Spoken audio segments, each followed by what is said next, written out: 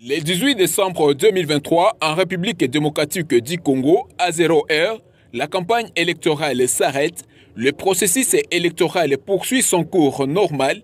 Quelle lecture la population congolaise en a fait de cette période qui précède les scrutins combinés du 20 décembre 2023? M. Guy Kibirandoulé, chef de la division provinciale de la jeunesse du Nord Kivu, en donne sa réponse. Le sens où les ambitieux à différents niveaux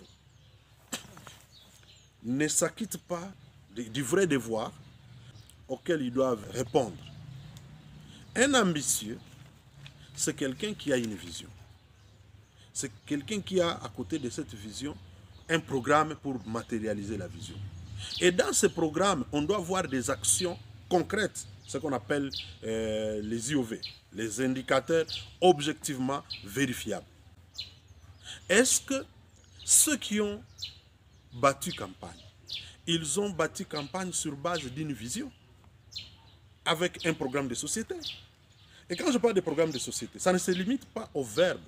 C'est-à-dire, un ambitieux, il doit être holistique. Si tu viens avec une idée, tu dois savoir que ton idée, pour être matérialisée, aura besoin des avis d'autres experts dans d'autres domaines. Les gens ont bâti campagne, les uns ont choisi l'angle d'attaquer ceux qui les ont précédés en disant ils ont échoué. Comme ils ont échoué, élisez pour moi, parce que moi je vais réussir. Mais sans même dire comment ils vont réussir. Ils ont promis ceci, ils n'ont pas fait. Moi, votez pour moi, moi je vais faire. Même toi, tu ne dis pas comment tu vas le faire, avec quels moyens et pour quelle période.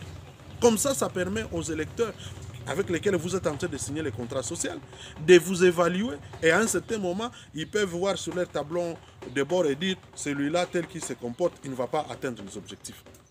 Attendre la fin de ce cycle pour les sanctionner.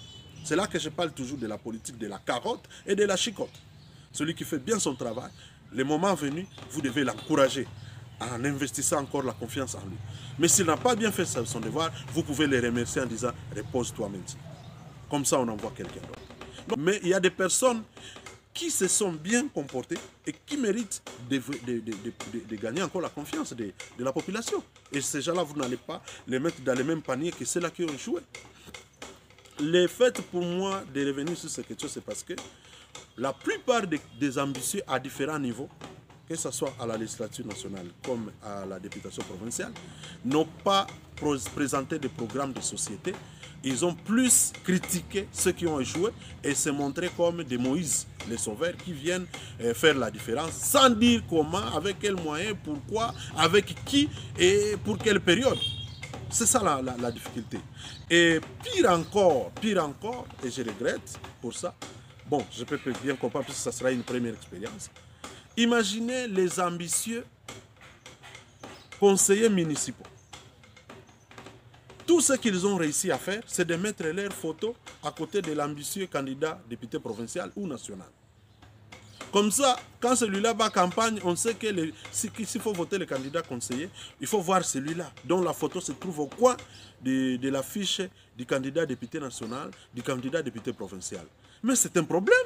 Savez-vous pourquoi on est en train de faire les élections au niveau local? C'est pour approcher les gouvernants des gouvernés. Mais regardez, on aura maintenant des conseillers municipaux qui n'auront pas bâti campagne ni dans leur avenue, ni dans leur cellule, ni dans leur quartier, ni dans leur commune. Ok? Puisqu'on va faire cette formalité au même moment, ils vont bénéficier seulement des voix. Bon, du coup, il y en a ceux qui auront la chance d'être proclamés élus. Mais sans avoir bâti campagne, sans avoir signé le contrat social avec la population. Je regrette, c'est seulement parce que c'est une première expérience qu'on peut se tolérer, mais c'est très grave. On aura des conseillers municipaux qui viendront apprendre l'ABC et qui n'auront pas eu le temps d'être en face des électeurs de leurs entités respectives pour se mettre d'accord sur ce qu'ils vont faire, ce qu'ils doivent faire, avec quels moyens et comment. Quelle attitude, quel comportement doit adopter la population congolaise en général et la jeunesse en particulier? Le chef de la division en explique. Puisque justement un conseil municipal, il ne sera pas dans la commune de Goma, il se retrouve élu dans la commune de Karisimbi et vice-versa. C'est quelqu'un qui est là, qui vit au quotidien la situation des gens de son avenue, de sa cellule et de son quartier. Malheureusement, ce sont ceux-là qui seront élus sans avoir bâti campagne, sans avoir signé contrat social avec la population. Et du coup, ils auront des difficultés d'exercer leur travail. Et ils sont malheureux parce qu'ils sont du quartier. Il y en a ceux qui se feront attaquer par la population. Seulement parce qu'ils n'ont pas eu suffisamment de temps d'expliquer à la base ce qu'ils comptent faire. Un conseiller municipal, lui, c'est un représentant de la population d'une entité bien proche. Nous avons assisté à une campagne qui n'en est pas une, dans la mesure où les gens n'ont pas fait ce qu'il fallait faire.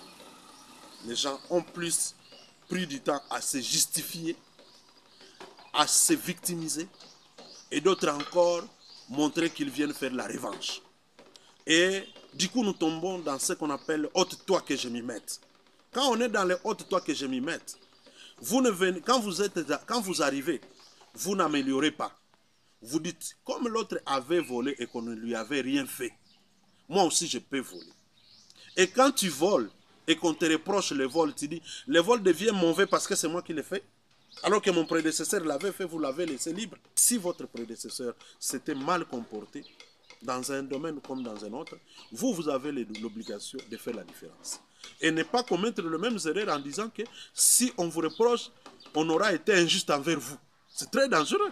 Maintenant que nous avons fini la campagne, je voudrais lancer un message, celui de responsabiliser tous les ambitieux qui ont posé des affiches par-ci par-là, de les retirer puisque c'est ce que prévoit la loi. Ça, c'est la première obligation. La deuxième obligation, c'est de rester communiés avec leurs différentes bases, les gens qui les ont soutenus pendant la campagne, pour qu'ils se préparent et aller voter demain, tous. Mais après, ils doivent s'attendre aux résultats de manière calme, apaisée.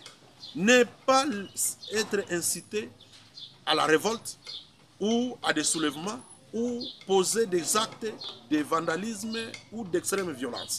Pourquoi? Parce que dans un processus électoral, il est connu de tous dans le monde entier qu'il y a ce qu'on appelle les contentieux électoraux. Il y en aura. Il y aura des revendications, des plaintes, n'est-ce pas? Des lamentations. Tout celui qui aura ce genre de situation, on ne lui dit pas d'amener les gens dans la rue. On lui demande de se référer à l'instance habilitée à recevoir les recours et suivre la procédure jusqu'à la fin sans inciter les gens au soulèvement. Parce que les élections doivent être prises comme un rendez-vous de déchirement des populations, des communautés.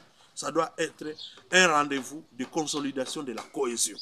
Parce que l'ironie du sort, c'est qu'un député, même quand il bat campagne au compte d'un parti politique ou d'une famille politique ou d'un regroupement politique, entité par rapport à sa provenance, mais une fois proclamé élu, il cesse d'appartenir à ce petit groupe. Il devient un élu, un représentant de toute la circonscription. Donc, il représente et ceux qui ont voté pour lui et ceux qui n'ont pas voté pour lui. Personne ne peut avoir l'unanimité. Même Jésus qui est Dieu, le Fils de Dieu, n'est-ce pas? Il n'a pas eu l'unanimité dans son propre monde. Comment vous, candidat député, vous pensez avoir l'unanimité? Parce que vous avez eu des gens, beaucoup de gens derrière vous. Il y en a peut-être qui vous suivent pour recevoir les billets de banque que vous distribuez. Alors qu'ils sont ailleurs. Vous comprenez? Donc, les gens doivent faire attention et ne pas nous plonger dans le chaos seulement parce qu'ils ont perdu les élections. Trouvez l'intégralité de cet échange dans notre prochain numéro. Merci.